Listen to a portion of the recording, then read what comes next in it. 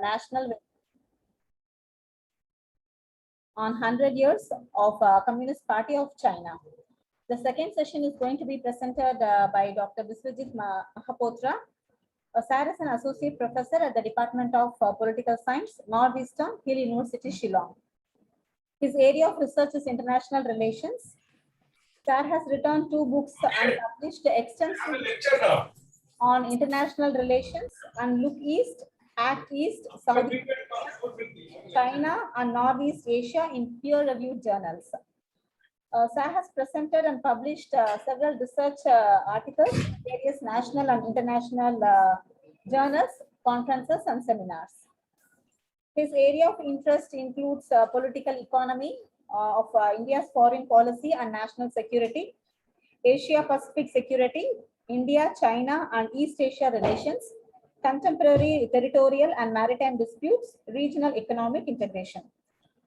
Sir's lecture topic is the Centenary of Chinese Communist Party and China's rise.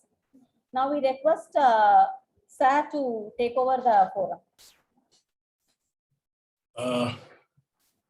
Is the video on, ma'am?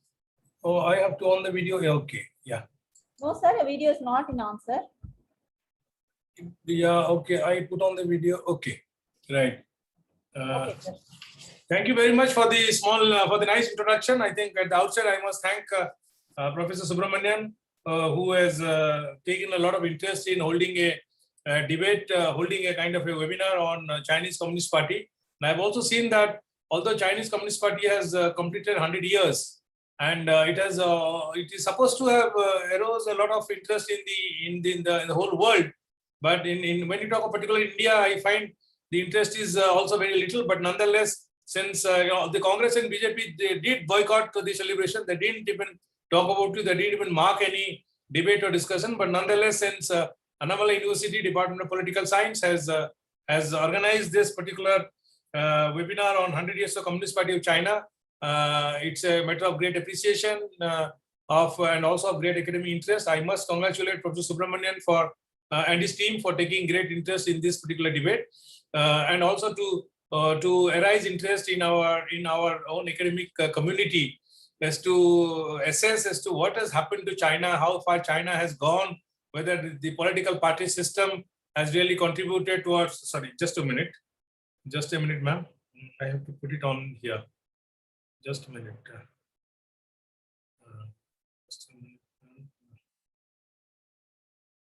Yeah, just give me a minute only. I forgot. I have to switch off the telephone. Just 1 second. Sometimes it's what happens that we forget what is happening. All right. So when we start talking about, I think when you talk about China and the Communist Party, what I was saying is that we need to learn as to, although we teach political science, we teach political systems, we teach about the regional study or area studies and about the various countries and the political system, we need to also take interest to learn as to how a political system, a particular political party based system tends to whether contribute towards the growth of the nation or it tends to take the nation towards some other direction.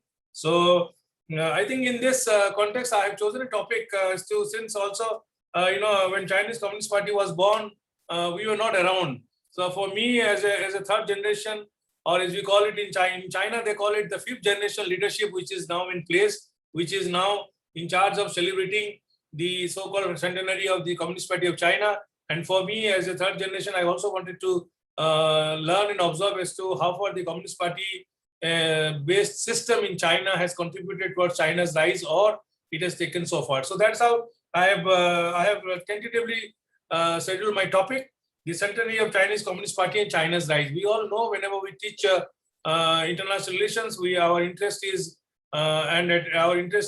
drawn towards the fact that China is probably competing with the United States to be a kind of a major power. I'm not saying China is a superpower simply because China will take probably some more time to become a superpower of the kind that was seen during the Cold War between the US and Russia. But nonetheless, China is trying to be a major rival to United States and also is already a major power. and China's rise has really created a lot of concern, lot of curiosity in the minds of the international policy commentators, which has forced every one of us to understand the China's Communist Party's contribution towards China's rise, and also to draw the lessons where, if at all there is any, for other countries in the third world to grow as fast as China has grown in the last 100 years. I think before we go into the Chinese policies, since we are celebrating the 100 years of the centenary of the Communist Party of China, we need to also understand as to how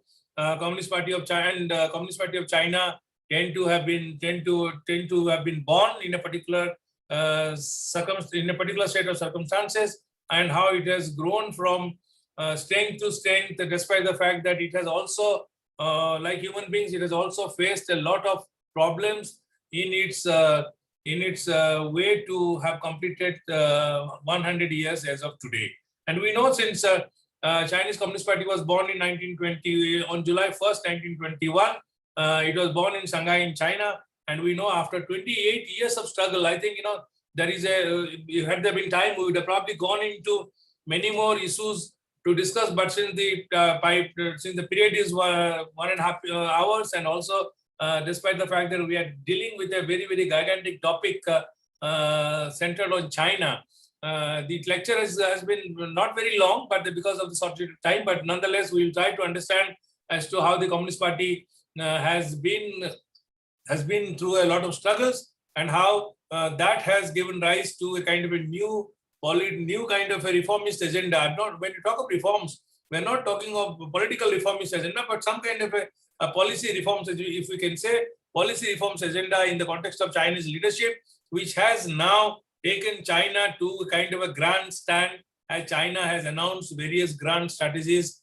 right from the time President Xi Jinping has taken over. So Communist Party of China was born quickly. If we go through the history, we'll see that on 1st of July 1921, Chinese Communist Party was born, or Communist Party of China was born in Shanghai in China, and they had to struggle for 28 years.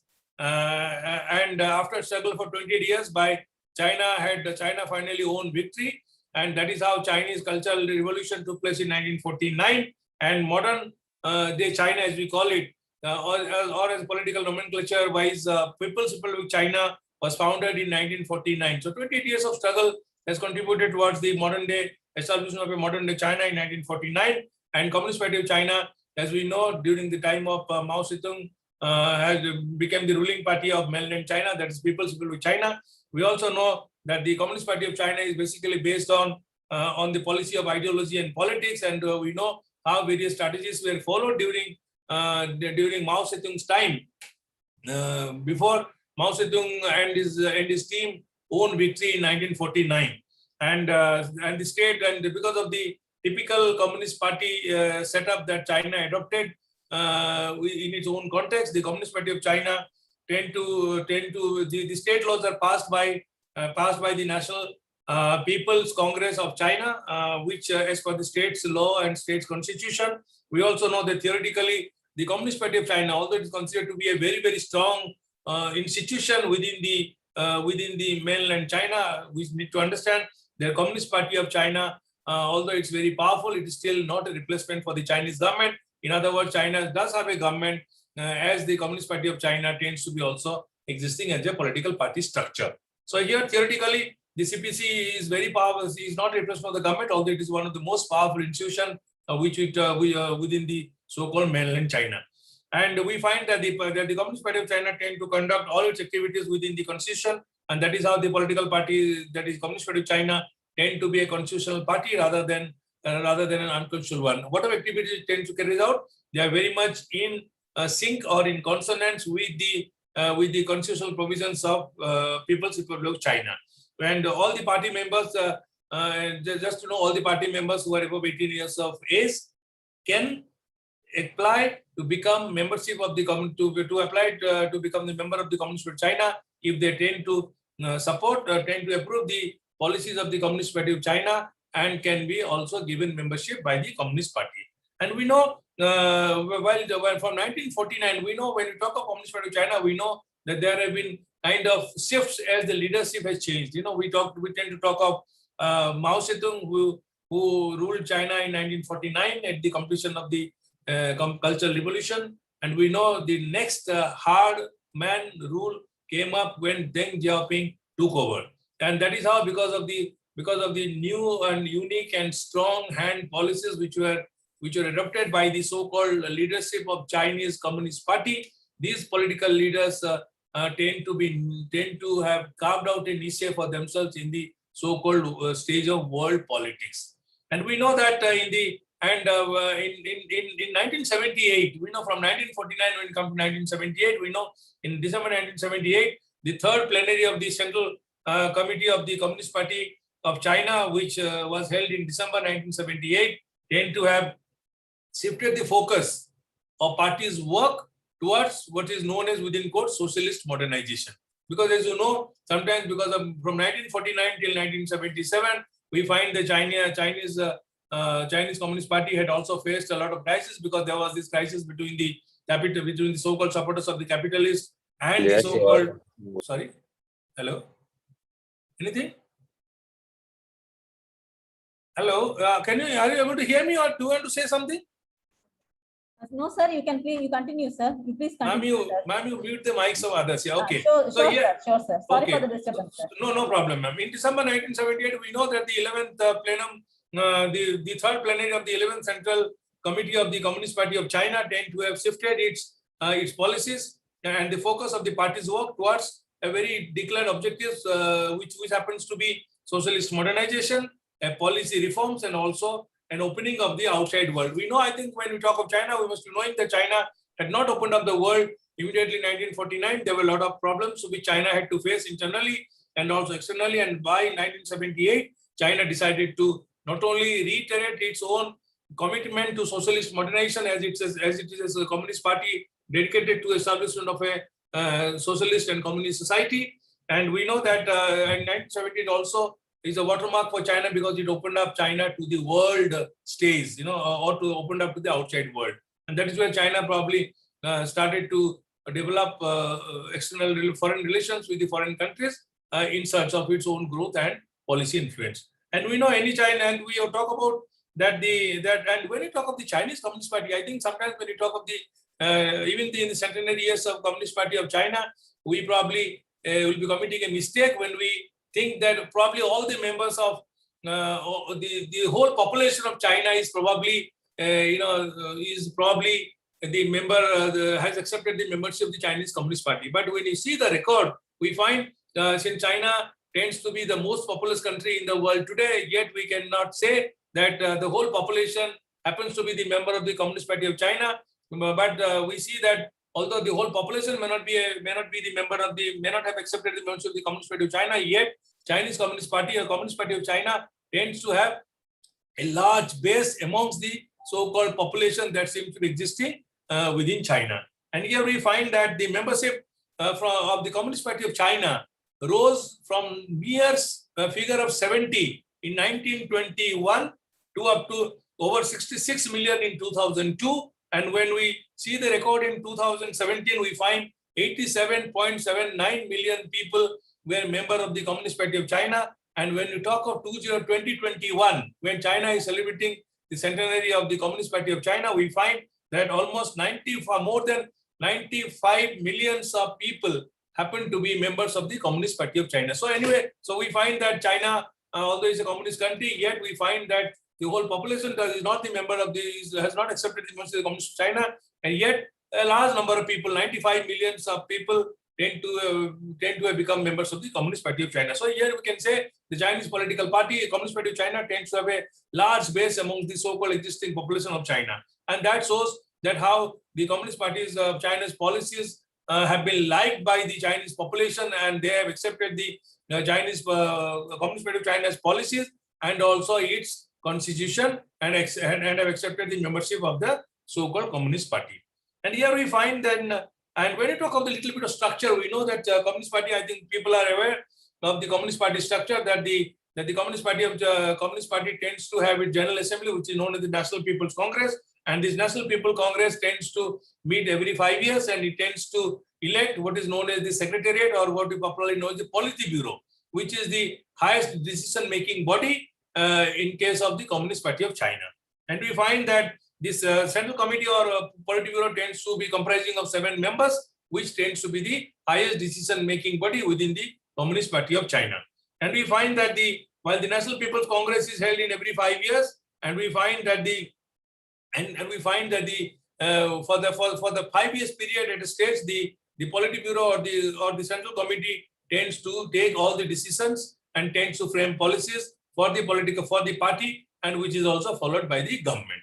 So here, why we are talking of National People's Congress and we are talking of Politburo? Because as you know, that today's today's strongman, as the world calls him, because of the fact that President Xi Jinping tends to have exhibited a kind of a strong exterior in terms of his own personality makeup, in terms of his personal determination, and also in terms of the various policies that he has announced during his reign, which started from 2012.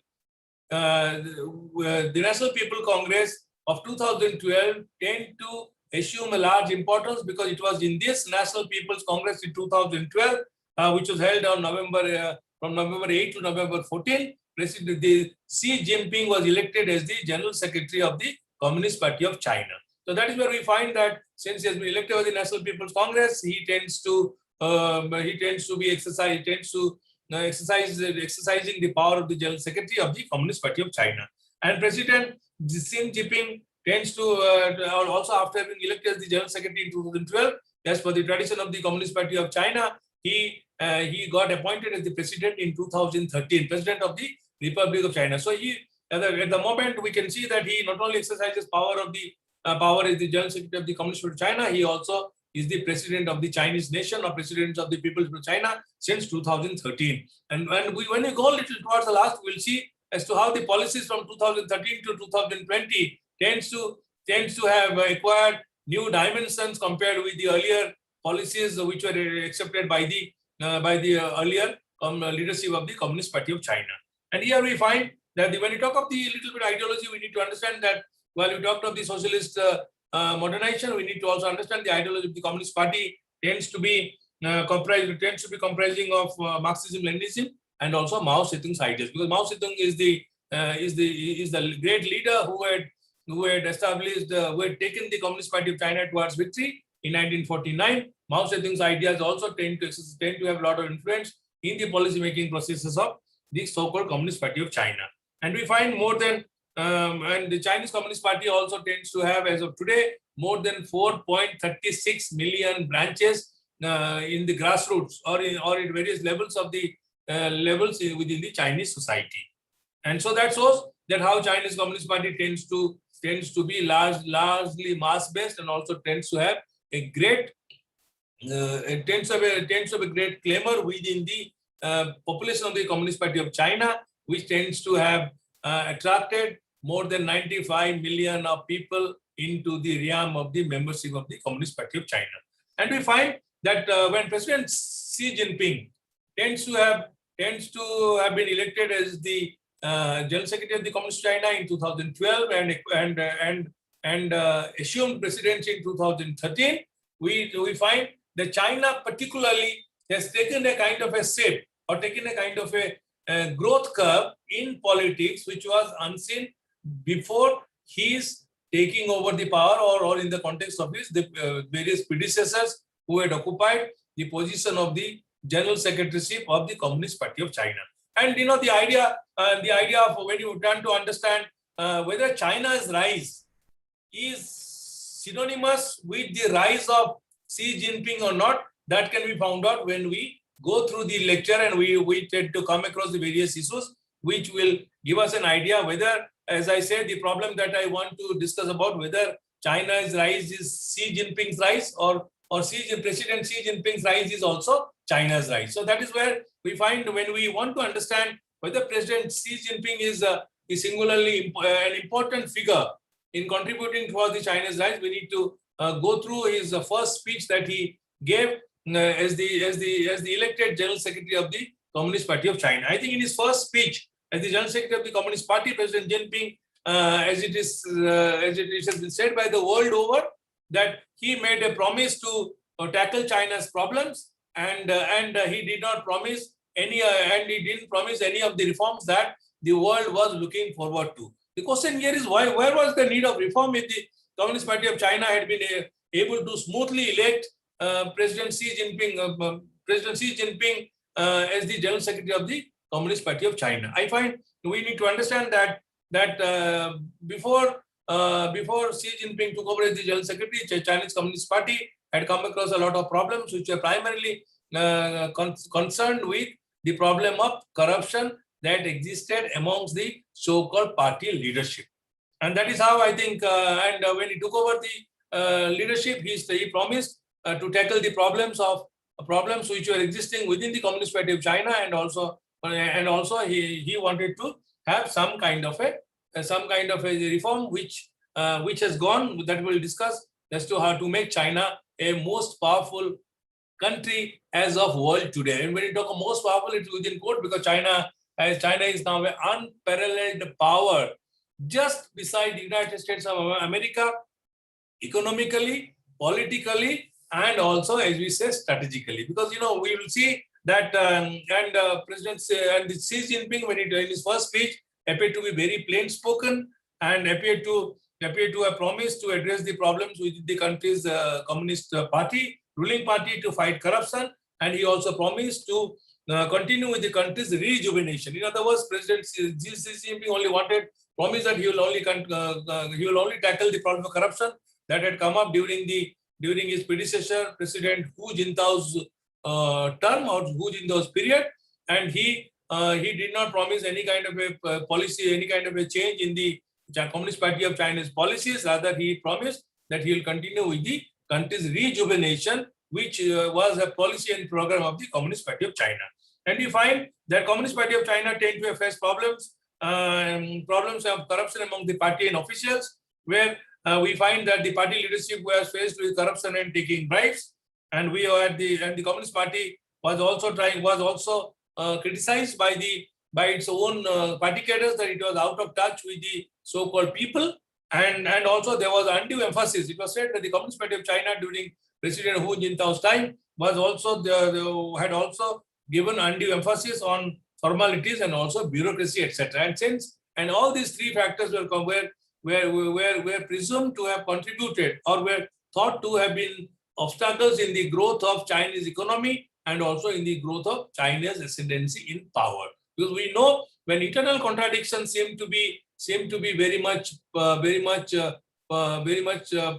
within the party or within the nation, those internal obstructions tend to obstruct the country or the nation on its growth to powerful status as the country may be looking forward to. So when all these internal problems were there, President Xi Jinping promised that he would certainly tackle all these problems, and he would also be able to, and he would also continue with the policy of rejuvenation, as was the policy of the Communist Party of China. And in his own first speech, Xi Jinping tend to have promised that he would try to work to improve the citizen lives. He would also be trying to provide for better schooling of the children of the Chinese population, and he would be able to provide more stable jobs to the Chinese population, simply because without stable jobs, as you know, the economy seems to be in doldrum, and if one has to rectify the economy, one has to make the economy growth oriented,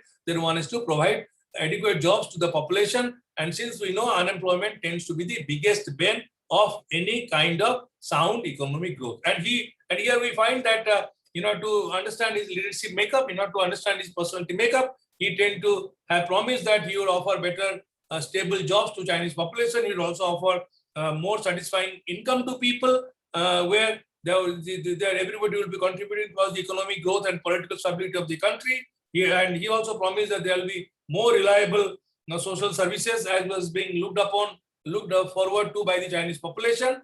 And he also seemed to have also promised better housing conditions to people. So when you talk of the conditions, we understand that at the time of Xi Jinping's taking over of the Chinese Communist Party leadership, China was relatively a poorer country, and besides facing internal political problem of corruption, then what it is today. When we talk of today's China and we talk of 210 or 212 when Xi Jinping took over, China has been able to take a giant leap, a gigantic leap in terms of economic growth, in terms of political stability, and also we'll see in terms of what we call it power calculus. And here we find, in other words, Xi Jinping was very, I don't want to say he's clever, but he was very strategic to, to be able to win over the support of the large membership base of the Communist Party of China and the Chinese population. He tended to have promised to the Chinese population that the children of the Chinese people would be able to grow up in much better conditions, in much better circumstances, where they would be able to find much better work, and also they'll be able to live in better conditions. So, and this, why we talk about it, because we want to understand as to what was the policy makeup of Xi Jinping at the time of his taking over of the Chinese, of the leadership of the Communist Party of China, and what is his makeup in terms of policies as of today, when Communist Party of China is completing 100 years. So here, if we quote Xi Jinping's policy from his speeches, he said that his policy would be that people striving for better life will be the goal that he would work for. In other words, if you have to quote, people striving for better life is the goal that we are struggling for. So he identified his own policies to be people-friendly policies, and where he promised a lot of reforms in terms of internal environment, internal conditions, in order to be able to have a strong leadership or strong control over the political party, and also to contribute towards China's rise. And why I'm talking China's rise? Because when we talk of these points, we tend to understand that probably he not only gave vent to his own being a very sagacious political leader, he was also a great strategician, which was probably not thought about when he was taking over power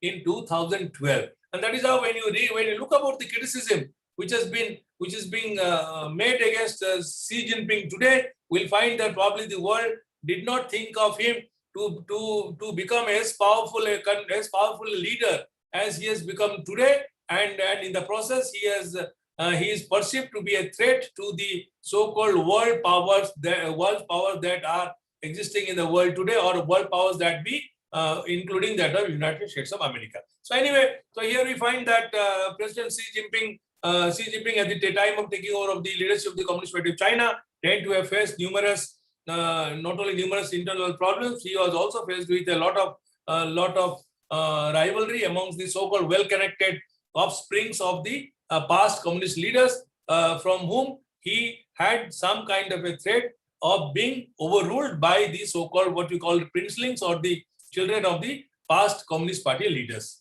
And here we find that he also faced a kind of a factionalized Communist Party, where the various factions were trying to compete with each other in order to be able to influence the Chinese Communist Party of China's policy making, rather than trying to present a kind of a consensus policy framework which would have guided the Communist Party of China. So here we find that at the time of taking over, Xi Jinping not only faced the political problems which the party was facing, he also faced the problems of faction within Communist Party. He also faced the problems of competition from the so-called well-connected offsprings of the past leaders of the Communist Party of China, who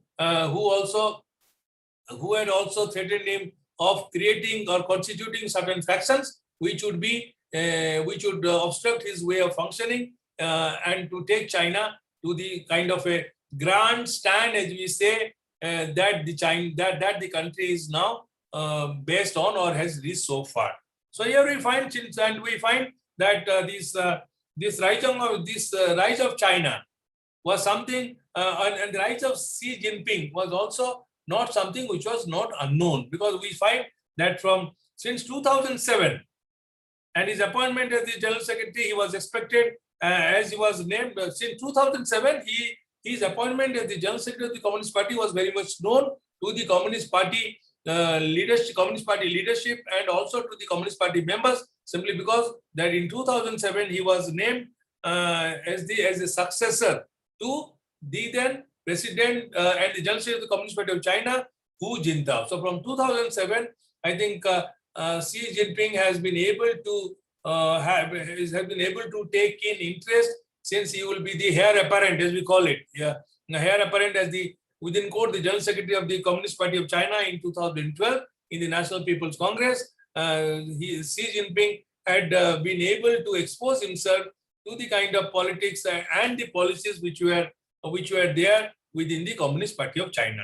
And Xi Jinping, in his first speech, he also reiterated the party's commitment to the masses. He also reiterated that he also called for the heroism of the people, and in the same first speech, he also called for the need to root out corruption, which had come to sort of beef of the party. So here we find that because of his inner knowledge about the Communist Party and because of his keen interest in the affairs of the Communist Party, he had been able to very, very precisely coin the kind of challenges which he had to tackle when he would be appointed as the General Secretary of the Communist Party of China, and which he became in 2012.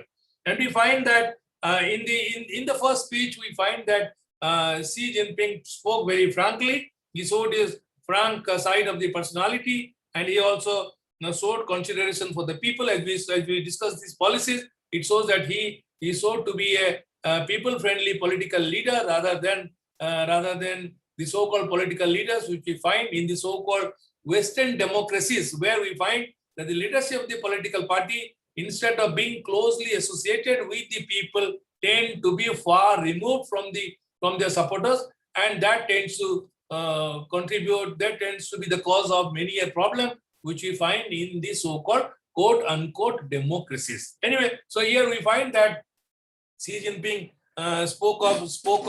showed his frank side of his personality, and he also showed his concern for the people, and he also tend to, and here we find that he also tend to have exhibited or demonstrated his human touch or human face. And in the words of a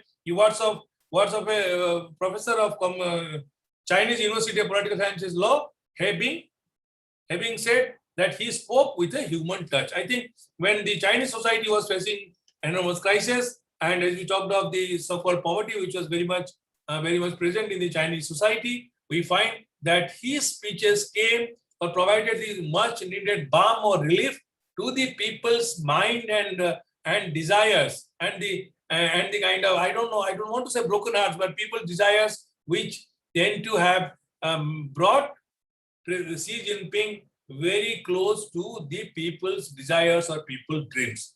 And some also said that when people assessed his first speech, they seem to have also coined the phrase that in China, perhaps there would be a new beginning. And that is what some commentators tend to have felt. And we find that that word came true as we go through the history of China's rise, right from Xi Jinping's rule in 2012 till 2021. And we find that, according to Jim Hang, another professor of Santo University in Guangdong province, he said that in the first speech, when he analyzed this first speech of the General Secretary Xi Jinping, and it is seen that Xi had mentioned the word party 20 times during his first speech. And not only he mentioned party for 20 times, he also tend to have mentioned people in 19 times, and tend to have also reiterated responsibility of the party, Communist Party of China, towards the people something like 10 times. And we also find when he promised that he would tackle problems of the Communist Party of China, the internal problems which included corruption, that party word tend to have mentioned 3 times in the whole speech. But however, according to a critic, the speech is unique in the sense that the first speech of Xi Jinping did not mention the words which we are familiar with, a student of democracy, like rule of law, constitution, or law, or democracy, or freedom. So that shows also that Xi Jinping had probably been quite well trained in the so-called ideology and values of the Communist Party of China, since we find that the democracy, freedom, rule of law, constitution, they seem to be more in the vocabulary of the vocabulary of the so-called democracies rather than in any kind of a communist party system. So here we find Mr. Xi Jinping, since we said in the beginning, he promised continuation of the Communist Party of Rejuvenation.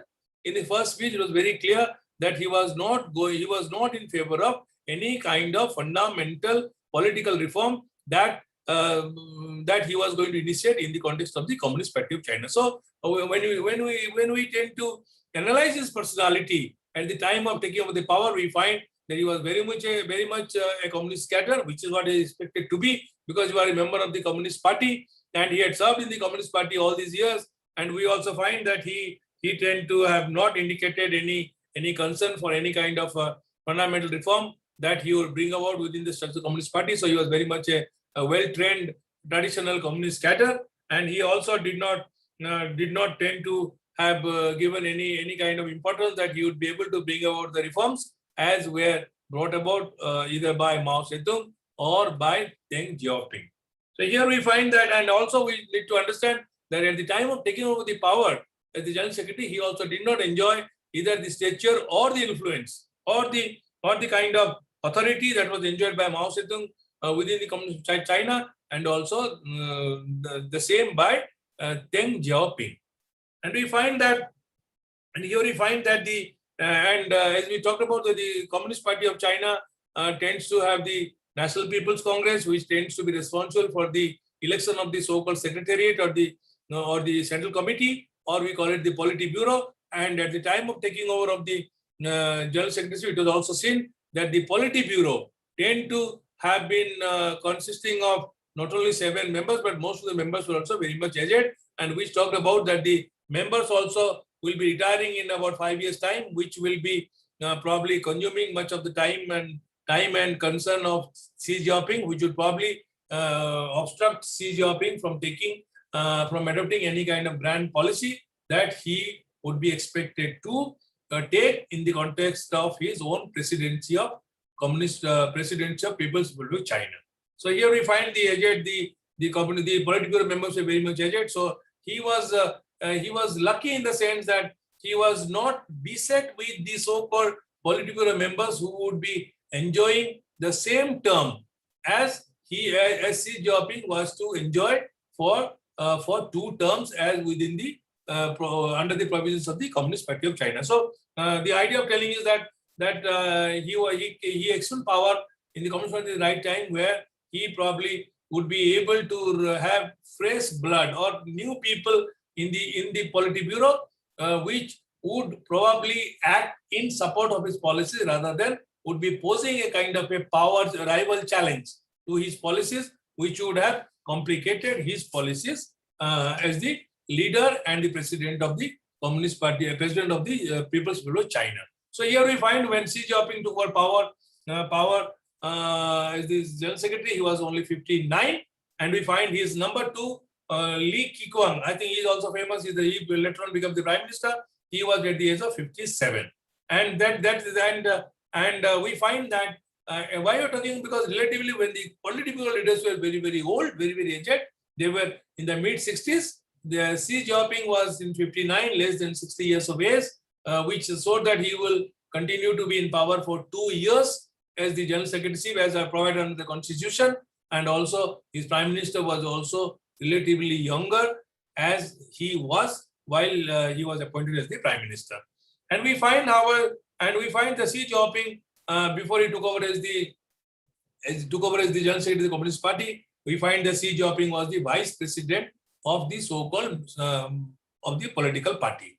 And we find the Communist Party, and we find he was not only Vice President, he was also the so-called Vice, and in 2013, he was promoted to be the Vice Chairman of the Chinese Military Commission, the other powerful decision-making body as far as defense policy are concerned.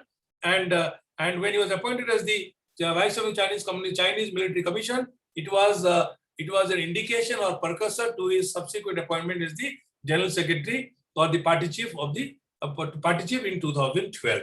And we find when he was taking over power, we find that China had enjoyed a relatively, although it was not a very rich country, it was a poorer country. There was poverty, but here China had also been doing subsequently relatively well in its own economy, as was not the case in many other countries. So in 2010, it was seen that before Xi Jinping took over, China had been able to surpass the Japanese economy and had become the second largest economy in 2010. In 2014, we find the China's economy, after Xi Jinping took over, China's economy tend to have surpassed the US economy in terms of, when we take into account the purchase parity, what we call it, the purchasing power parity valuation of a country's GDP. However, we find when we compare China's economy with the US economy, we find China in 2014, it was seen China's economy had almost been able to become to be of the size of 40% of the US economy. We all know the United States is the biggest economy of the world, and China had been able, China's economy size had been of equivalent to 40% of the US economy, and where by in 2019 it was seen that China had been able to occupy, to have a size of US economy up to 60%. So here we see that China had been able to have a relatively economic rise compared with the world's largest economy, that is the United States of America. The question here is that why we are talking of Chinese economy rise and how does it contribute to the nation's rise? Because we all know that behind the political rise, economic growth or economic story or the story of economic growth tends to contribute the largest ever potential for the country's political rise in terms of power. And that is how when you find that when the China's economy had been growing very well, we find that certainly was expected to contribute towards China's policy making steps, which we see were taken after Xi Jinping had been able to establish his complete control over that of the Communist Party and also over that of the Chinese leadership. And we find that China's new leaders under Xi Jinping had inherited the unprecedented economic success which China had been able to achieve over the last 30 years. So by the time, the Xi Jinping and his team had been able to inherit a kind of a Chinese society, a Chinese economy, which had enjoyed an unprecedented economic growth in the last 30 years. And we also find that these changes tend to have contributed towards China's proclamation of grand policies, as they are called, which tend to have become the world's headache or tends to have become world's concern as of today, when you talk of matters like regional security, when you talk of matters like world security, and also we tend to talk of the so-called multilateralism as they are present in the world. So as China become more powerful economically, politically, and militarily, we find that China's global reach tend to have also got expanded. Because when you have more money, when the economy is very strong, the country can spend more money on the defense, can spend more money on the acquisition of armaments, and that tends to be and also tends to go for a rapid military modernization, which tends to make the country a threat to its own neighbors and also to other countries of the world, which may be having some kind of a military threat. So China's success economically, politically, tend to have also contributed towards military success, where China was able to rapidly modernize its own army, and we find that these global reach also got expanded because President Xi Jinping, during his own time, when you look through the literature, you'll find that he has not only been able to make some grand policy announcements, he also tend to have projected a more nationalistic and assertive China. This nationalistic and assertive China tend to have posed a lot of problem to our own maintenance of balanced relations in the world and also the so-called multilateralism. And we find President Xi Jinping and his own personal ambition and his ascendance in the Communist Party of China tend to have led him to announce grand policies, which are known as today, when you talk about grand policy, we know the Belt and Road Initiative. I think that's a separate item, we can talk about on some other day. But then Belt and Road Initiative tends to be such a gigantic plan that it tends to be covering almost more than half of the world in terms of various sensitive and economic commercial locations, which could probably give China a lot of economic resources, as we call it, economic muscles, and also military muscles in terms of the support that it can win from the so-called friendly countries who join China in the so-called Belt and Road Initiative, which can make China a kind of a unchallenged power and unchallenged power vis-a-vis that of United States of America. So the personal ambitions of the President Xi Jinping and also the Chinese economy tend to have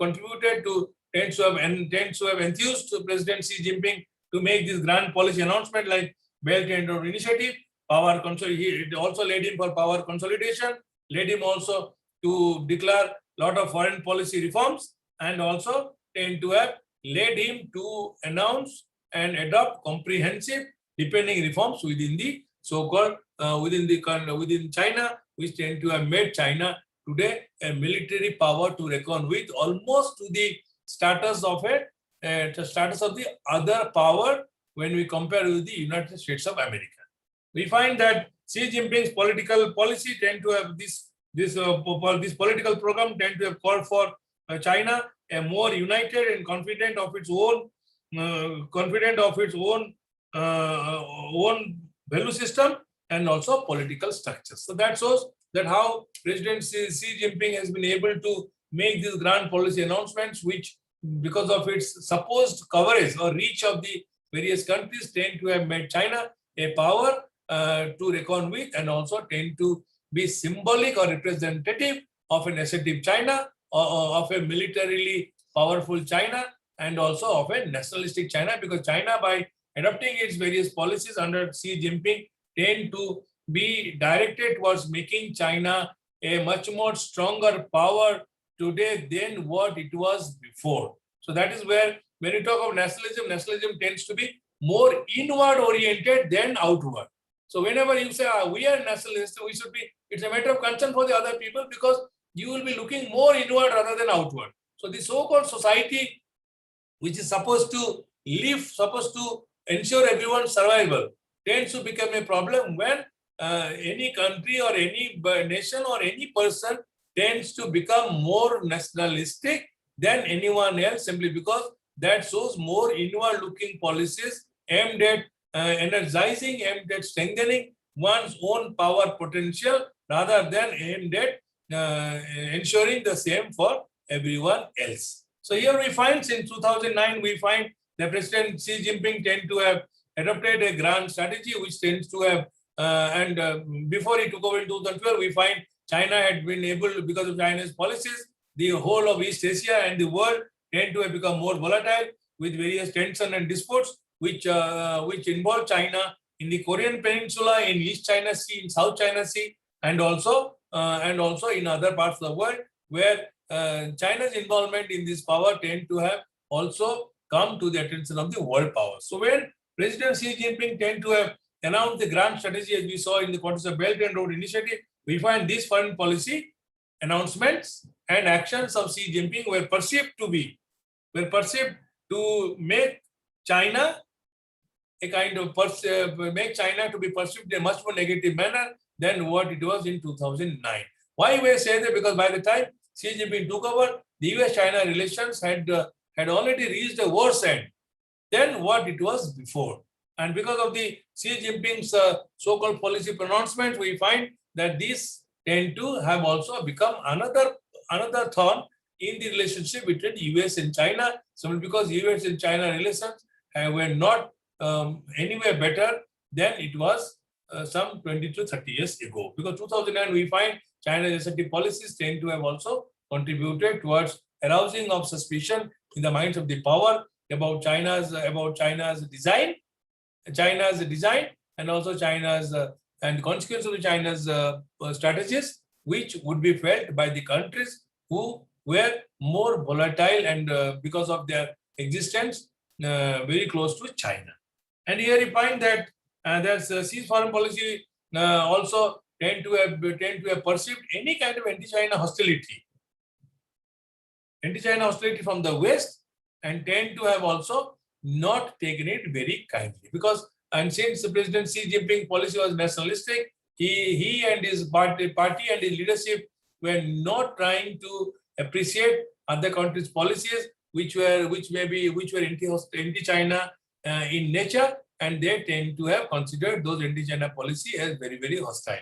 And we know when any nation considers any nation's policies as hostile, there is a possibility of a military conflict. If we wonder as to why military conflict is taking place, that's another story. But nonetheless, we find that most of the time China and US tend to have been locked in some kind of a conflict over any kind of a geopolitical situation, simply because both the countries tend to be interested in having as much influence as they can on the world stage today. So President Xi Jinping tend to have called US-China relations in the contemporary world as a new type of great power relations, because China is angling for a great power status under Xi Jinping's regime. We find that Xi Jinping tend to have categorized US-China relations as a new set of relations, and the new type of relations of a major of a great power relations.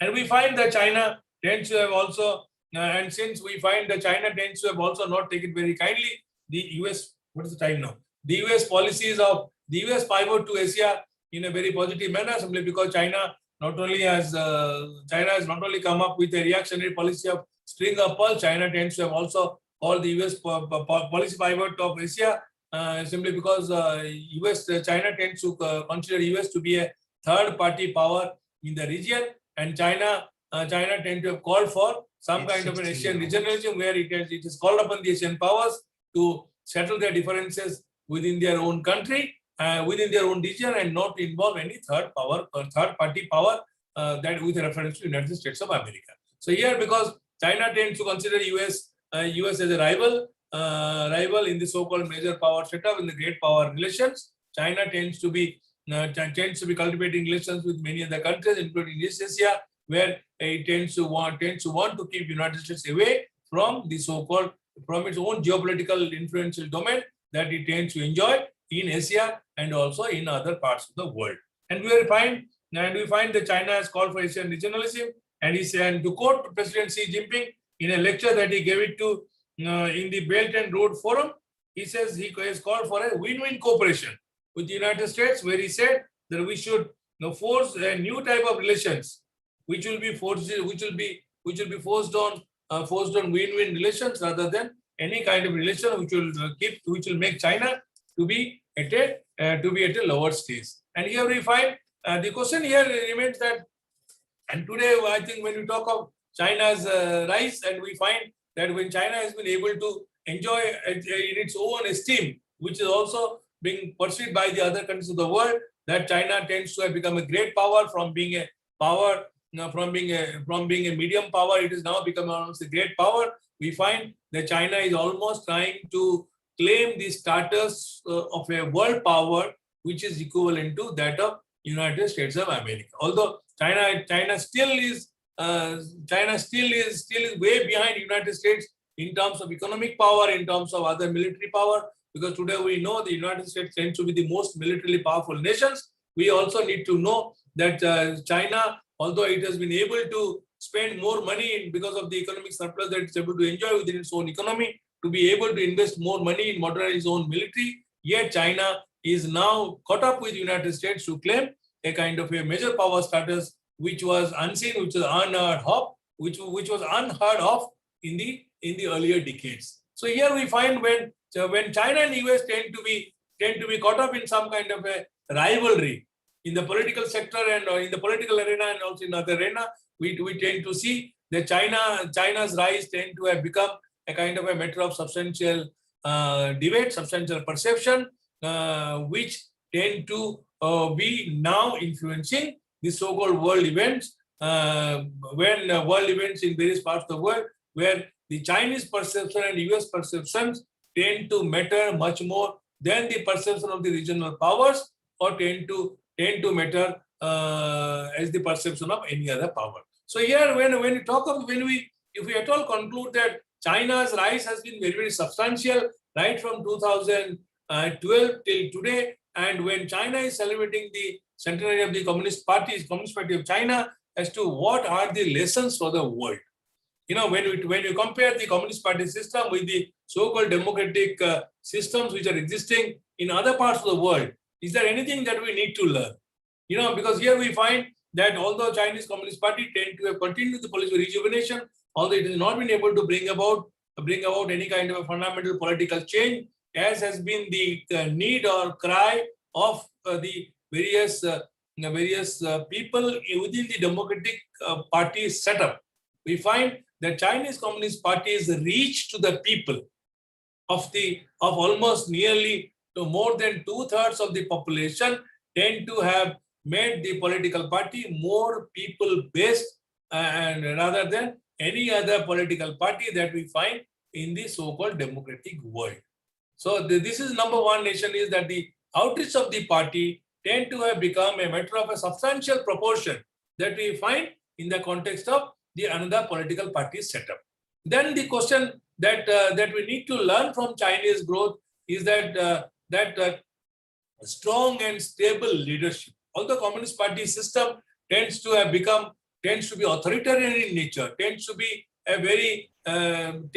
veering around one particular person who tends to enjoy so much of authority, which cannot be talked about in other parts. In case of other support, in case of other members or leaders, we tend to also learn that there is strong leadership within the political party tends to contribute towards the strengthening of the economy of a country than what we see in the concept of democratic world, where we find that our leadership, because it is fragmented, because it is scattered, and the power tends to be shared by too many people, the country's economy tends to be rather in the doldrum, as is not the case in case of China. When you talk of a strong, stable leadership, please remember, I am not advocating an authoritarian leadership, but I am saying that there should be a strong leadership. And as you know, that strong leadership cannot be equated with an authoritarian leadership. Because when you have a leadership, the leadership can be strong, yet does not have to be authoritarian. But in case of when we have to learn lessons from China, we need to understand that a strong, stable leadership of a political party tends to go a long way in contributing towards the strengthening of the economy and ushering in political stability of a particular country, which tend to lay down the firm basis for the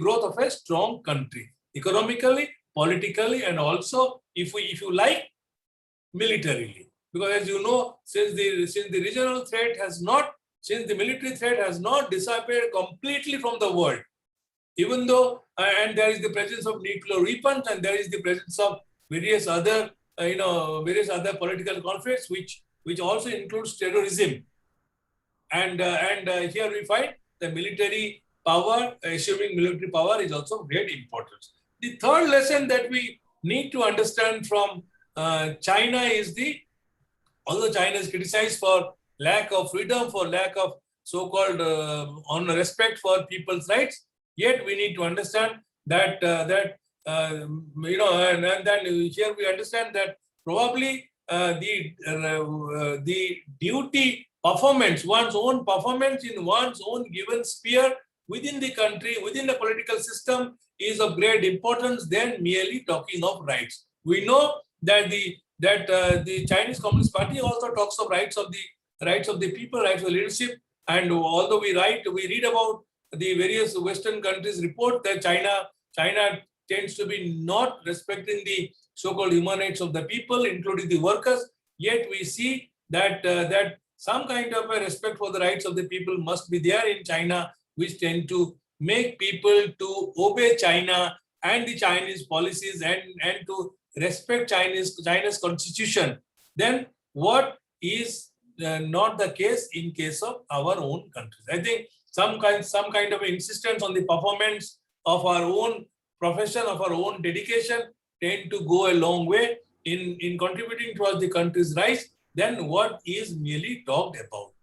I think, and then I did not go into because of the possible time, I didn't go into China, the Indo-Pacific policy. I didn't go into the Belt and Road Initiative in great detail because there will be another lecture, although it could have been there, but because of the fact that we're talking of China's rise, we need to understand whether the political leadership tends to be contributing towards the country's rise, and what has been in particular the contribution of Xi Jinping. I wanted to bring in his personality. I wanted to bring in his policies. I also wanted to discuss them in the context of the Chinese Communist Party of China's rise and growth in today's world, where we would be able to learn lessons in terms of political leadership, in terms of national strategies, and also most importantly, in terms of the so-called political parties' outreach to people, where more supporters within a political party tends to mean more strength to that political party, which also subsequently contributes towards the political party's rise in the power hierarchy of the country and tends to make it a kind of a ruling party. I think I will stop here, and if there are any questions, I will be able to take questions and we can discuss much more. Thank you for a pleasant hearing, and I hope my voice was audible. I hope I have been able to at least touch your minds and been able to arise some kind of a concern in you as far as the global politics is concerned vis-a-vis that of China. Thank you very much. Excuse me, sir. Yeah, ma'am. Actually, my name is Aishwarya and I would like to ask a doubt. Yeah, please ask. Yeah, so do you think that economical rise in China is of its spreading trade or its inside values? When you talk of economy, I think, because you have to go into, now when you talk about trade and economic policies, you find that much of the economic dividend is earned by the external policies, which we tend to call it popularly trade and commerce. And we know, and when you talk of the policies become more interconnected now.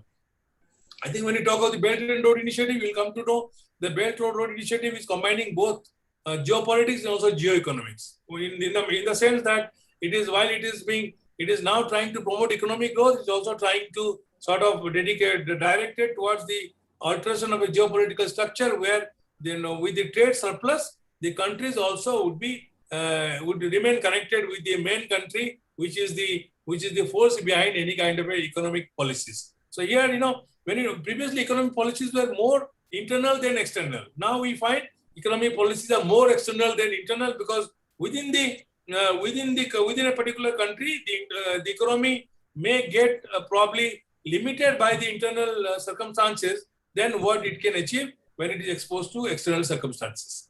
I think in this context, if you talk of the BRI, if you talk of the CPEC, you'll find that although they are economic policies, but they are also both economic and political policies, which is trying to give them double dividend than what merely economic policies used to be in the decades earlier. Thank you, sir. Thank you, sir. Thank you.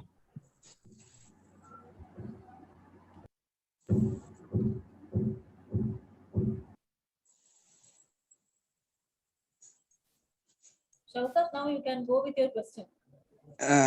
Good evening, sir.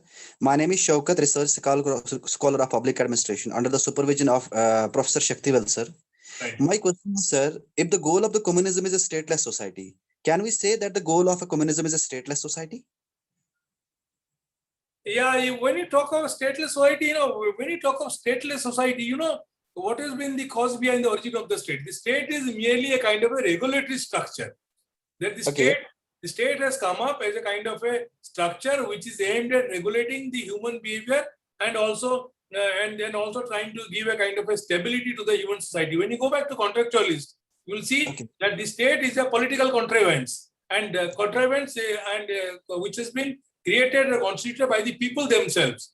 And here, when the communism tends to talk of a stateless society, what it means that the Marx tends to have imagined that when people tend to become self-regulated, when people tend to become self-disciplined, when people tend to be performing their duties, tend to be doing their things without any external supervision, then there will be no need for a state. Because you should also understand, as per in the Marxian parlance, state is also a kind of a exploitative structure, because it is found that the state tends to also exploit the people who are not in the equivalence of power. And that is how Marx tend to have talked about the class of rich and the poor. And when you talk of the state, you will find that the definition of the state as is given in the Communist Manifesto is that the modern day executive, which is known as government, the modern day executive of the state is nothing but an instrument in the hands of the bourgeois, which tends to work for the protection and preservation of the interests of the bourgeois. Bourgeois means the rich sections. And since the state tends to not work for the poor, for the have-nots, and it tends to be in the hands of the rich and tends to work for protection and preservation and enhancement of the interests of the rich, he called the state to be an organ of exploitation, or to be an agency of exploitation. And because the state was perceived to be to be a kind of obstacle in the growth of the poor, and he wanted that since it is exploiting the poor, and any such exploitative organization or institution must go away. And that's how he showed in his own writing that the state, since it is not working for the poor, and the workers at one point in time will rise up in revolt against the state, it will lead to the collapse of the state. And when the people tend to be in the socialist society, and that since it will be run by the socialists, by the proletariat, they will be doing away with the capitalists. There will be no need for any kind of a structure. And when people will realize that they are trying to run their own society, they're trying to do their things in their own way, there will be no need for any kind of a state which was within quote an exploitative structure, or a structure of exploitation. So that will happen only when people would become self-disciplined, when people will become self-responsible, and when people will only be working for their own good and not trying to harm others. Okay, sir. Got it, sir. Sir, in the beginning of the presentation, you talked about the USA as well as the China. Could we consider China as an alternate source of power? Because as USA has hegemonized the whole world, they dominated the whole world in terms of culture, in terms of education system. Can we consider China as an alternate power? In terms of power politics, we need to understand that once a country tends to have acquired a greater amount of power, there is no way to control that country from exercising its own power to, as you said, to exercise hegemonic influence. So, since US is the world's greatest power, we tend to call US the hegemon. But there is a fear also which is expressed against China, that if China goes to that state, China also would be exercising that much of power like a hegemon than what it is perceived to be. So here China can, because in terms of power politics, they are caught up in power rivalry in terms of acquiring influence over the other countries, and given the fact that China's policies which are being opposed in the context of CPEC or in the context of the BRI, where China's policies tend to be more based on exploitation of the resources for its own development and trying to be more making the countries debt-ridden, China is almost exercising the power of a mini hegemon. The only when saying there will be not two hegemon, we tend to call US an hegemon because that is the parlance that we see. But we need to also be a little bit wary of the fact that if China tends to become any day a world superpower, it will also be as hegemonic as the United States can project it to be. Exactly, sir. But sir, USA has hegemonized the whole world in terms of the culture as well. The developing countries, does they have any strategy so that they can prevent themselves from the hegemonization? No, that is where, because what is happening is the developing countries can only prevent any kind of hegemonic influence being exercised on them only when they grow their economy on sound lines. Because then we find that there is a very little possibility, because as we talk of today, when you talk of globalization is again an instrument of the neo-capitalist, where the capitalist mode of production, which is being forced to be adopted by more and more poorer countries, tend to make the poorer countries more dependent on the West rather than make it self-dependent. I think and then until the countries become self-dependent, until the countries become self-powerful, there will be very little scope for the countries to not to fall into the trap of either call it any kind of hegemonic influence which is being exercised by United States or by China or by any other interested power. Thank you so much, sir. Thank you so much. Thank you very much. The participant, Mr. Saidalavi, you can ask your question. Okay, good afternoon, everybody. Afternoon. Sir, I am Saidalavi CK from Kerala, research scholar under Dr. R. Murthy, Department of Political Science, Nagar University. Sir, audible? Is it audible? Yeah, very audible. Yeah, very audible. Okay, sir. I would like to express my great pleasure and thanks to participating in this national webinar. Conducted by our department, especially respected HOD, Dr. C. Subramanian, sir. Also, thanks to marvelous presentation, Dr. Biswajit Mohapatra, who gave us enormous information about Chinese economy. Sir, a doubt will be cleared. After Chinese attack on Arunachal Pradesh, India, last year, India had imposed a trade blockade against China. According to your opinion, how much so far it affected both countries' economy and trade? I think we need to understand that these kind of measures of whether you call it this kind of blockade or sanctions or whatever, these are merely temporary measures. And when you compare the India's economy with the Chinese economy is of a much larger size than India's economy. But if you ever try to question as to why if India's economy is smaller than China, why India use those blockades or India use those sanctions? The question is that these are more actions, more actions intended to send a message to the other country that certain policies tend to be harmful for the countries which are at the receiving end. But nonetheless, we also need to understand that China and India tend to be caught up in some kind of a rivalry in the so-called larger East Asian context, which includes Southeast Asia.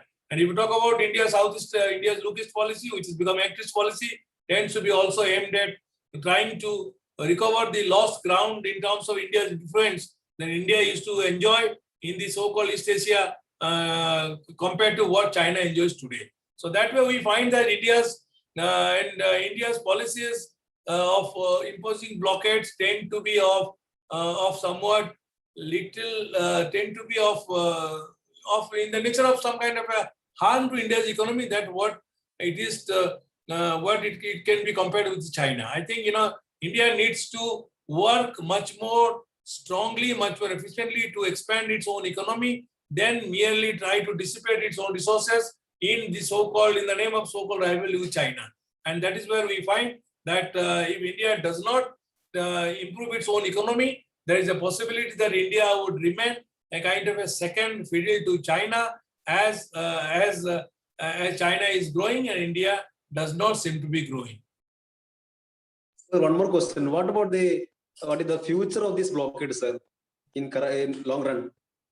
Future of the long run, you understand that when you talk of the India and China trade deficit, you will know that India tends to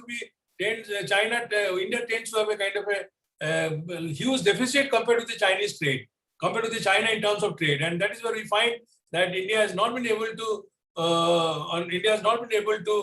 influence China to do more trade with India.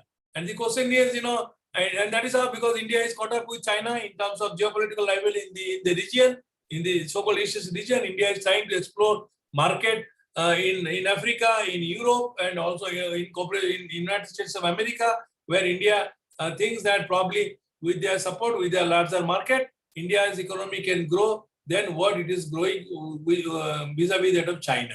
I think India's economic policies will have to be a little more sounder, where India does not get caught up with some kind of rivalry with China, then what it can do when India remains a friendly power. I'm not saying that India should obey all the Chinese dictates, but the question is that as a trade, somewhere or other, if economic gain is your own target, then we need to give economy more preference than what we tend to do in case of politics. So somewhere in Indian context, as you know, since we are an emotional country, we tend to be not as hard-brained as East Asian brains are. I think we tend to be more emotional when we tend to attribute more importance to politics than what happens to economy. Somewhere or other, we need to also see that how our economic policies could be more balanced and could be more directed towards earning more economic dividend than what it is earning vis-a-vis that of China. Okay, sir. Thank you. Thank you, sir. Very informative. Thank you. Thank you. Bye. அவ்வளவுதான் sir questions வேற எதுவும் இல்ல. Sir, thank you so much, sir, for your wonderful, interesting, and very informative lecture. Actually, sir, from your lecture, it was clearly made us to understand about inward-looking policies of China, its brand strategies, China's policy pronouncement, and great power relations. Thank you so much, sir. And I think with this, we can wind up this session. And thank you so much, sir, for your interesting discussion also, sir. And tomorrow morning session will be handled by Dr. Jagannath Panda on China's Communist Party at 100 and India's security challenges. Tomorrow, let's meet in the same Zoom link at 9:55 a.m. Thank you. Thank you, Anandal. Thank you so much, Thank sir. you. Thank you very much. Thank you, Dr. Subramanian. Thank you very much. Bye. Namaskar. Thank you, sir.